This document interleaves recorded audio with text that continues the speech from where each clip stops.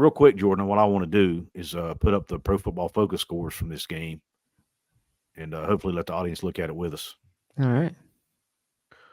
All right, Jorden. I want to take a minute here at the PFF grades from the game.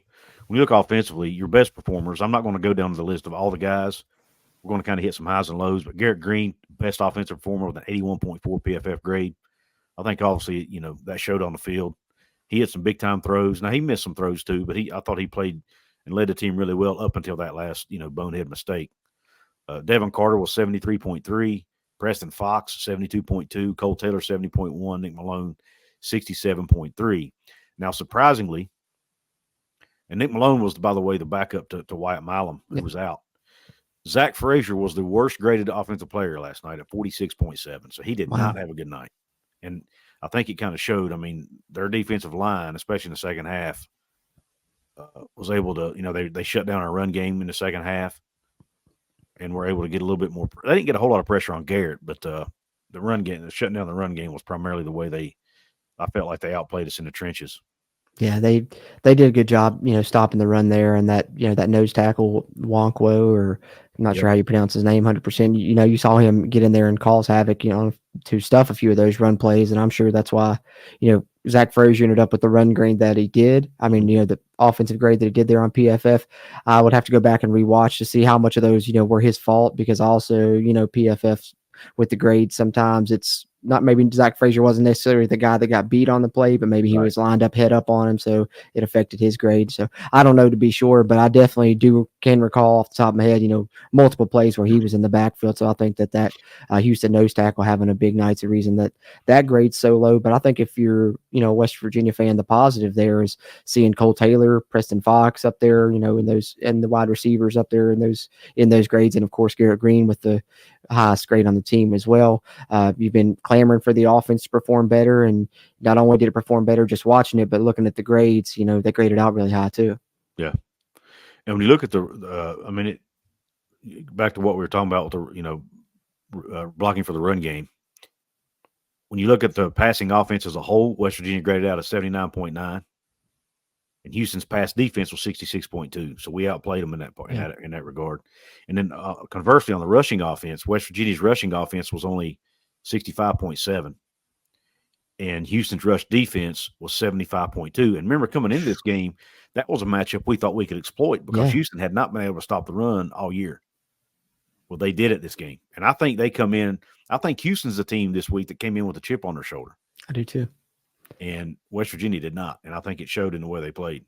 I think I saw you saying similar things leading up to this game, because a lot of people were thinking we were going to blow out this Houston team. And sometimes, I don't know, you could just get those eerie type of feelings leading up to a game. And I had that and felt like this was going to be a close game. And I knew that, on paper, the matchups were really good, but also there's always just those games that West Virginia has where they play down to their competition in certain scenarios. But you also can't, fail to take into account the fact that Houston was a team with their back against the wall, desperately needing a win. And so they came out and they played like it. They were very hungry. And I thought it showed, like you said, especially in that first half. And their run defense, really came to play. They made some changes that really allowed them to keep some guys fresh on that defensive line that they were talking about that Doug Belk did throughout the bye week. Mm-hmm. And I think, unfortunately for West Virginia, that they were the team that fell victim of playing Houston after the bye week, when they were able to really figure some things out with their defense. And they were a completely different team than a lot of these other, TCU and Texas Tech saw in their games against Houston. And also, I know we're talking a little bit about, some other things that may have affected the game. I think that the West Virginia second quarter, they had those 5 3-and-outs or whatever it was. When you look at it, that kind of, I think, gave Houston some confidence that allowed them to have a stronger second half than they had earlier in the season, because they were able to go into halftime with the lead, when how West Virginia wasn't able to capitalize on the few possessions that West Virginia's defense played well. And a lot of talk had been made about Houston not playing good in the second half, but West Virginia's second quarter allowed them to keep confidence that allowed them to finally have a good second half in this game, I think. Agreed. Totally agree with that statement.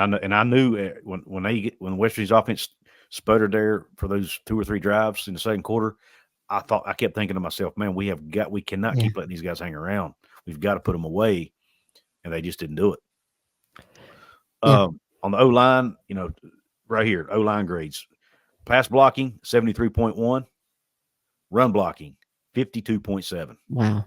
Horrendous. That's got to be the lowest of the year. I mean, by far. I mean, I'm sure that I know most of the time we've been, in the 70s at least. We may have had a game where we dipped into the 60s or so, but I don't ever recall it seeing it that low in quite some time.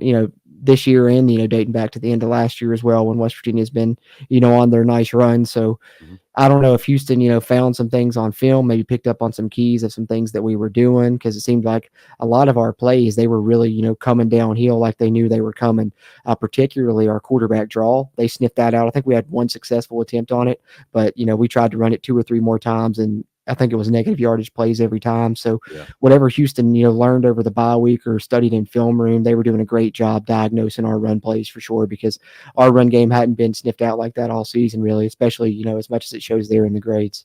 Right.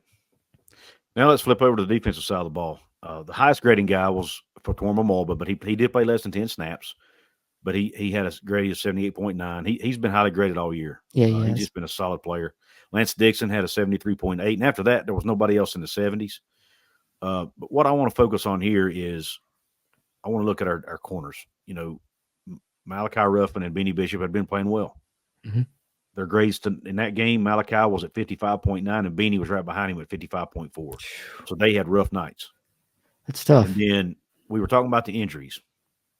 Marcis Floyd, who was playing for Aubrey Burks, right? Mm-hmm. 49.5.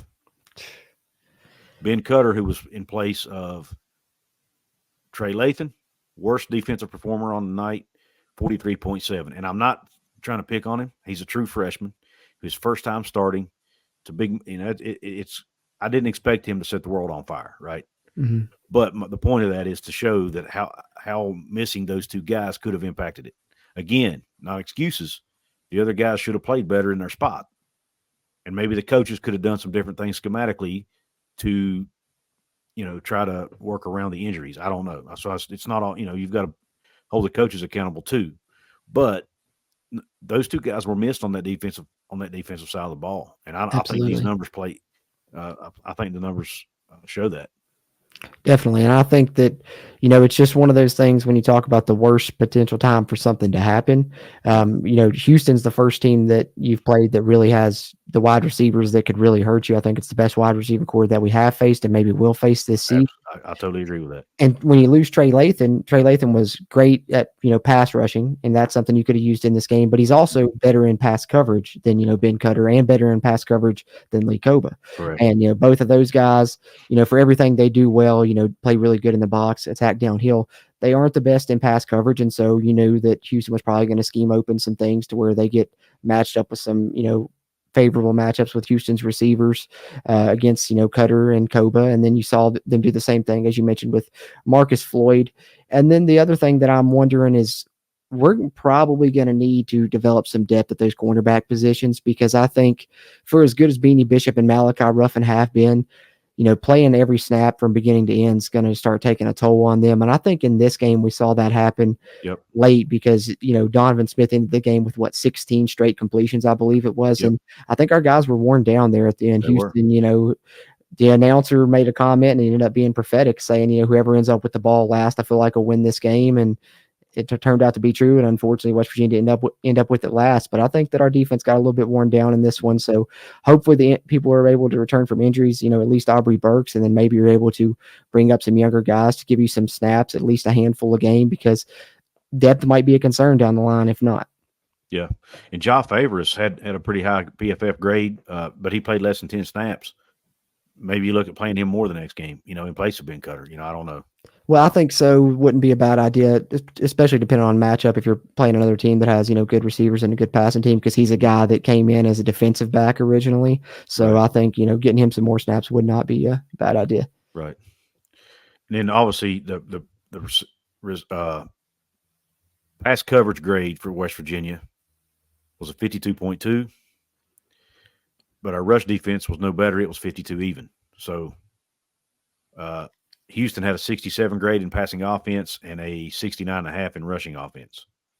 So, they just outperformed us. They did. No way around it. Now, up front, the pass rush grade was 61.8. compared to their pass blocking grade of 67.6. Not terrible. Houston's run blocking grade was 67.7. So just for reference. But anyway, those are the PFF grades, and I think if you look at the PFF grades, don't tell you the whole story. They're just a piece of it, and sometimes a guy can play really well and his PFF grade be low, right? Because there might be one thing scouts are looking at that he doesn't do well, But in the scheme of the game and what the team's trying to do, it might have worked. You know what I'm saying? So PF grades don't tell the whole. Like Lee Koba has been graded low pretty much all year, but yet has played well. Right. So the PFF grades don't tell the whole story, but for this game, I think it really paints, tells us, it obviously pinpoints the areas we struggled in and highlights it. And I think it shows the importance of those two guys that were out. And again, not making excuses. The other guys could have played better. Coaches could have coached around it better, but that didn't happen. And hopefully getting Aubrey, obviously Lathan's not coming back. So those snaps would, getting those snaps will do nothing but help Ben Cutter in his growth. But, they're probably going to have to get Favris some more snaps at practice, get him more ready so he can play more snaps maybe going forward. And then also those, and Cutter will just continue to get better at that spot, hopefully. I think so. And Burks being out is only one piece of it. What folks I think fail to remember, two of the transfers we brought in the secondary who were supposed to contribute this year, Montre Miller at corner and Keyshawn Cobb at safety, both of those guys are also out for the year with season-ending injury. So our depth in the secondary has been absolutely just diminished big time. Oh, yeah, and if you count, Trotter preseason as well, you've lost, 2 linebackers too. So you've lost, 2 linebackers and 2 on your secondary as well. So, 4 season-ending injuries. That's tough to overcome. So the fact that West Virginia is 4-2 right now, I know we'd like to be 5-1, but they've done a good job. And that's the one thing, if we're talking about positives with this team that you cannot question is their resiliency is definitely there and, alive and well. This team continues to fight. I talked about it against TCU when TCU scored that touchdown before half and then was getting the ball after half. I was almost like, oh, this one's done. And then, they proved me wrong, came back in that game. Same thing here. They were down, 28-24. Houston hits a touchdown passes 35-24 in the fourth quarter. I'm like, well, wrap this one up. We're going to be talking about a loss today. And the team comes out and proves you wrong. They fought to the bitter end. And so I think that if there's anything that we can rally behind as fans, it's this team's, mentality that they're going to continue to fight hard in these games no matter what. And no matter what type of game it is. Like I said earlier, they had dog fights earlier. This one was a shootout and they competed in it as well. So I like this team, their makeup and the way that they are, they're fighters. I guess that's the best thing you can say about them. Yeah, I agree with that. And they didn't give up last night. This loss, this loss will do one of two things. It will either completely derail the season, probably, or it could motivate them to hey, we're going to recover from this. People are again going to think we're no good because we just lost to quote unquote what's considered to be the worst team in the Big 12. They just beat us, but we're going to prove to people that we're a better team than that. I think that's what they'll do based on what we've seen in the past. And I've said it all along. This team's probably going to lose a game they shouldn't lose. I'm hoping this was that game, and the rest of the year they don't do that again. That's I'm hanging my hat on that and hoping that's the case. We'll see. We'll see. Jorden, any other tidbits you want to add before we call it a day? I don't think so, man. I think we pretty well covered it here. Just getting our thoughts out a little bit. Like I said, it's a therapeutic for us for sure. Talking about it after that one, just kind of having a casual conversation between friends who love the Mountaineers, and I've really enjoyed doing it with you, and hopefully we're able to find a silver lining, which I think we have here, pointed out some points to be optimistic about moving forward. And as you said there, this can go one of two ways now. This game can beat you again, or, we as fans can rally behind this team next week for the homecoming game, coming back home for the first time in nearly a month, get behind them, cheer them, let them know we're still with them. And then maybe they can, use it as motivation instead, as Couz said there. And, that mentality that I talked about, if they've shown that throughout this season thus far, I think that they'll continue to show that, and they're going to bounce back in a nice way. It's going to be a tough game against Oklahoma State, but I think we've got a tough team on our hands that's going to continue to play well as the season progresses. So the last thing that I would just like to say is, I know that loss hurts, but for the West Virginia fans, just stick with this team. I think we're going to have a good season still yet. Don't let that loss get you down too much, and just rally behind this team, continue to cheer them on, because they're going to continue to play hard for us, and I think they're going to win some more games. Absolutely. And again, guys, you can find Jorden on YouTube at the Country Roads webcast, or he's also on audio platforms, Spotify, Apple, Google Podcasts, you name it, they're over there. Also on YouTube, like I said, go subscribe to their channel. They do a lot of good content. Jordan's and his guys are really good about keeping us up to date on, depth charts and, recruiting and things like that. Much better than I am at that, honestly. But follow him on X as well at WVU Country Roads. You can interact with him there. Jorden, man, thank you again for coming on the show. And by the way, guys, if you enjoy this show, please hit the thumbs up button. I forgot to plug myself. Hit the thumbs up button. Leave a comment below. Let us know what you think about last night's game, the performance, positives, negatives, whatever. And, Y for yes, N for no. Do you think this team bounces back from this? I want to get your thoughts on that as well. Guys, earlier I had some names scrolling along the bottom of the screen. Those are my channel members, what I like to call the Couz's Corner VIP Club. I have 2 levels, a $2.99 level, which I call the pub level. And then I have the $4.99 level, which I call the club level. Become a member, hit the join button below, or hit the link that I'll leave in the description box if the join button is not available on your device. That's a way you can support my channel financially and help contribute to what I'm doing here on the show. So with that being said, guys, again, thank you for tuning in. We appreciate your support of the show. And until next time, Country Roads.